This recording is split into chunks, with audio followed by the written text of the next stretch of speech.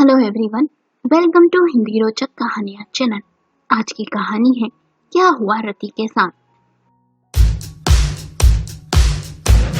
आखिर वो औरत थी कौन और मेरे पति राकेश के साथ कहाँ जा रही थी और राकेश का उस औरत के साथ क्या रिश्ता था। ऐसे कई सवाल रति के मन में चल रहे थे। राकेश के पास से तो मोबाइल और पहचान पत्र मिल गया था, जिस वजह से उसकी पहचान घटना स्थल पर हो गई थी, पर उस औरत के पास कुछ भी बरामद नहीं हुआ जिससे उसे पहचाना जा सके। ये बात एक रहस्य बन गई थी रति के लिए। राकेश उस रात मुझसे कह कर गया था कि वो और उसका सहकर्मी ऑफिस के काम से कार से दिल्ली जा रहे हैं, पर राकेश अकेला गया और अपने दोस्त से झूठ कहा कि उसे जरूरी काम से दिल्ली जाना है और उसकी कार ले दिल्ली की जगह मुंबई निकल गया और उसके साथ एक औरत भी थी, पर रास्ते में ही एक्सीडेंट हो गया और दोनों की मौत हो गई। आखिर राकेश ने झूठ क्यों कहा और वो औरत उसकी लाश लेने कोई नहीं आया, इसलिए पोस्टमार्टम के बाद पुलिस ने ही उस औरत का अंतिम संस्कार कर दिया। पर यह राज अब भी राज था कि वो औरत कौन थी और उसका राकेश से क्या संबंध था। इतना जरूर पता चल गया था कि वो औरत शादीशुदा थी, क्योंकि उसकी मांग में सिंदूर और गले में मंगलसूत्र था। रति इन सवालों में उलझी हुई सी थी। राकेश के दोस्त, ऑफिस के सहकर्मी, रिश्तेदार और पड़ोसी सब जानना चाहते थे कि आखिर वह औरत थी कौन और उसका राकेश से क्या संबंध था। सबको राकेश की मौत का गम कम और उस राज को जानने की उत्सुकता ज्यादा थी। जब इस राज की गुत्थी सुलझ नहीं सकी तो सभी लोगों ने खुलकर कहना शुरू कर दिया कि उस औरत और राकेश में जरूर नाजायज संबंध होंगे और दोनों सैर सपाटा करने जा रहे होंगे। लोगों की इस सोच से रति बेहद ही नाराज सी थी, पर वो कर भी क्या सकती थी। किस किस का मुंह बंद करे। राकेश की मौत को 6 दिन होने आ गए थे। रति बेहद ही दुखी थी। राकेश उससे बेहद ही प्यार करता था। शादी के 5 साल बाद जब संतान का सुख नहीं मिला तो दोनों ने अपना मेडिकल चेकअप करवाया तो कमी रति में निकली। वो मां बनने में असमर्थ थी। ये जानकर रति बहुत रोई और उसने राकेश से कहा, आप दूसरी शादी कर लीजिए। राकेश ने रति को समझाते हुए कहा, यदि मुझ में कमी होती तो तुम क्या मुझे यूं छोड़ देती और दूसरी शादी कर लेती? नहीं ना। जब राकेश उससे इतना प्यार करता था तो उसके साथ बेवफाई कैसे कर सकता था। ये बात रति की समझ में नहीं आ रही थी। क्या उसका प्यार एक दिखावा था? रति ने यह सोच अपने मन को समझा लिया था कि हो सकता है उस औरत ने राकेश से रास्ते में लिफ्ट मांगी हो, पर दिमाग में कुछ सवाल उथल पुथल मचा रहे थे कि राकेश ने मुझसे झूठ क्यों कहा और अपने दोस्त से भी गाड़ी मांग दिल्ली जाने को कहकर मुंबई क्यों गया। आखिर वो कहाँ जा रहा था, जबकि आज तक उसने मुझसे कभी कोई बात नहीं छिपाई, ना ही कभी कोई झूठ कहा। रति को दुखी देख एक दिन रति के पिता ने कहा, बेटी, जो होना था सो हो गया। अब तुम खुद को आर्थिक और मानसिक रूप से मजबूत बनाओ और अपने पैरों पर खड़ी होने की कोशिश करो। राकेश की प्राइवेट नौकरी थी, इस वजह से तुम्हें पेंशन तो मिलेगी नहीं, इसलिए राकेश के बैंक खाते देखो, कागजात देखो, शायद उसने कोई इंश्योरेंस पॉलिसी वगैरह कराई हो जिससे तुम्हें आर्थिक मदद मिले। रति ने कहा, पापा, मुझे पता है उन्होंने कोई पॉलिसी या इंश्योरेंस नहीं करवाई थी, ना ही बैंक में कोई खास रकम है, क्योंकि राकेश की नौकरी मामूली थी और सैलरी भी कम थी। कुछ बचता ही कहाँ था जो जमा करते। रति के पिता ने कहा, पर बेटी, एक बार फिर भी तुझे देख लेना चाहिए। राकेश बहुत ही समझदार व्यक्ति था। उन्होंने अपने भविष्य के लिए कुछ न कुछ जरूर किया होगा। दुखी मन से रति ने अलमारी खोली। अलमारी में बैंक पासबुक और बीमा के कागजात मिले थे। साथ में एक डायरी भी मिली जिसमें कुछ हिसाब किताब था। साथ ही में उस डायरी के बीच में एक मेडिकल स्टोर का पर्चा मिला जिसमें कुछ दवाइयां लिखी हुई थी। दवाई के नाम पर उसे कुछ समझ नहीं आ रहा था। दवा का पर्चा देख डर गई और सोचने लगी कहीं राकेश को कोई बीमारी तो नहीं थी। उसने उस मेडिकल स्टोर जाने का सोचा, पर वो मेडिकल घर से बहुत दूर था। पर फिर भी रति वहां गई। दवा के नाम देख दुकानदार ने बताया कि वो दवा दांत के दर्द की है, पर दुकानदार बता नहीं सका कि ये दवा कौन खरीदने आया था। रति सोचने लगी राकेश को कभी भी कोई दांतों से संबंधित समस्या नहीं हुई, और माना अगर हुई भी हो तो वो दवा खरीदने घर से इतनी दूर क्यों आएगा। ये दुकान तो ऑफिस से भी बहुत दूर है, तो राकेश को दवा लेने इतनी दूर आने की जरूरत क्या थी। मतलब साफ है कि राकेश ने किसी और के लिए दवा खरीदी थी, पर किसके लिए, ये जानने के लिए फिर से रति राकेश का सामान टटोलने लगी। जब उसने उस डायरी को फिर से गौर से देखा तो उसमें लिखा था कि 20 जनवरी की रात मेरे लिए बहुत ही खास थी। रति सोचने लगी आखिर 20 जनवरी की रात राकेश के लिए क्यों खास थी, उस दिन क्या हुआ था। तभी अचानक से राकेश का मोबाइल बजा। उसमें बच्चे के खिलखिलाने की रिंगटोन थी। ये बात सच थी कि राकेश को बच्चों से बहुत प्यार था। आज रति ने उस रिंगटोन को ध्यान से सुना। बीच में कोई धीमे से कह रहा था, बेटा पापा कहो पापा। ये सुन उसका दिमाग ठनका। हो न हो 20 जनवरी और बच्चे की इस रिंगटोन में कोई ना कोई संबंध है, कोई ना कोई राज है। राकेश का मोबाइल रति खंगालने लगी।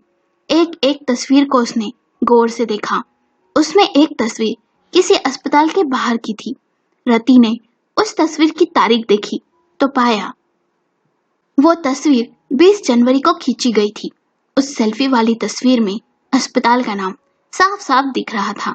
20 जनवरी को राकेश उस अस्पताल के बाहर क्या कर रहा था, उसने वहां सेल्फी क्यों ली, और 20 जनवरी उसके लिए खास क्यों थी, और वो रिंगटोन। ऐसे कई सवाल थे जो रति को परेशान कर रहे थे। इसलिए उन सवालों के जवाब जानने के लिए रति उस अस्पताल में गई। रिसेप्शन पर जाकर उसने 20 जनवरी की रात जन्मे बच्चों के बारे में जानकारी लेना चाही। पहले तो रिसेप्शनिस्ट ने इनकार कर दिया, पर जब रति ने उसे कुछ रुपए धीरे से दिए तब जाकर वो जानकारी देने को राजी हुई। उसने बताया उस रात 3 बच्चों का जन्म हुआ था, जिसमें एक लड़का था और 2 लड़की। रति ने उन बच्चों के पिता के नाम चेक किए, पर उन बच्चों के पिता के नाम में राकेश का नाम कहीं नहीं था। उन बच्चों की माओं का नाम नोट कर रति अस्पताल से घर आ गई। उस रिसेप्शनिस्ट ने उनके मोबाइल नंबर और पते रति को देने से इनकार कर दिया था, क्योंकि इससे उसकी नौकरी खतरे में आ सकती थी। घर आकर उसने राकेश के मोबाइल पर उन नामों को ढूंढा, पर कोई भी नाम नहीं मिला। पर एक नंबर जरूर था जो ए नाम से सेव था। रति को थोड़ा अजीब लगा।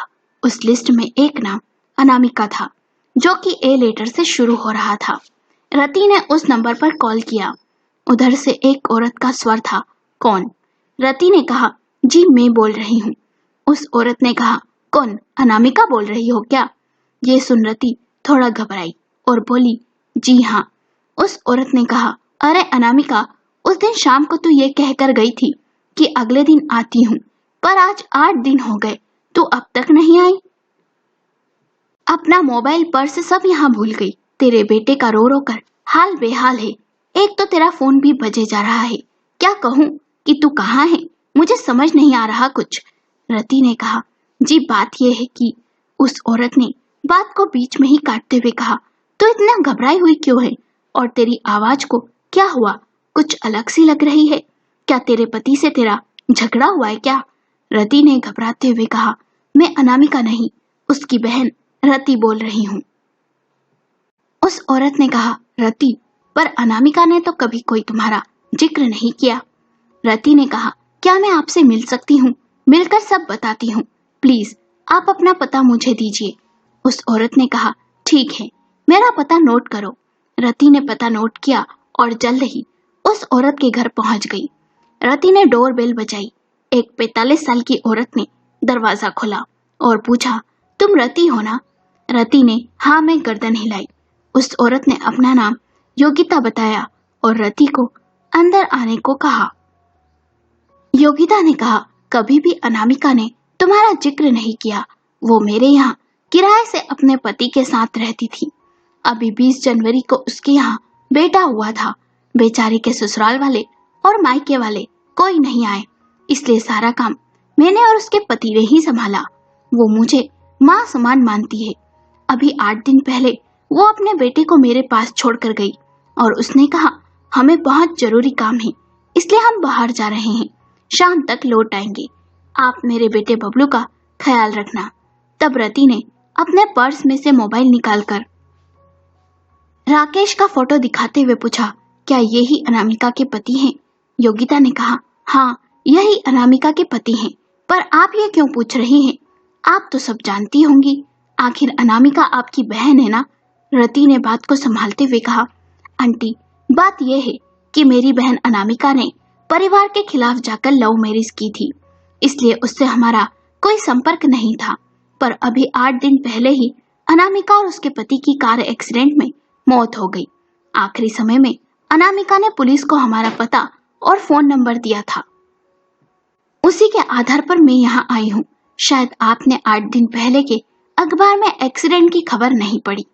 योगिता को यह सुन हैरानी हुई। उसने 8 दिन पहले का अखबार पढ़ा। दुर्घटना की खबर के साथ दोनों की तस्वीर भी थी, जिसे देख योगिता रो पड़ी। योगिता ने कहा, बेचारा बबलू, उसका क्या होगा? वो तो अनाथ हो गया। रति ने कहा, बबलू अनाथ क्यों हो गया? मैं हूं ना उसकी मौसी, मैं उसे पालूंगी। मौसी भी माँ ही होती है। योगिता ने कहा, हाँ तुम सच कह रही हो, लो तुम ही संभालो बबलू को। वे अंदर जाकर 8 महीने के बबलू को ले आई, जो हूबहू राकेश की फोटोकॉपी था।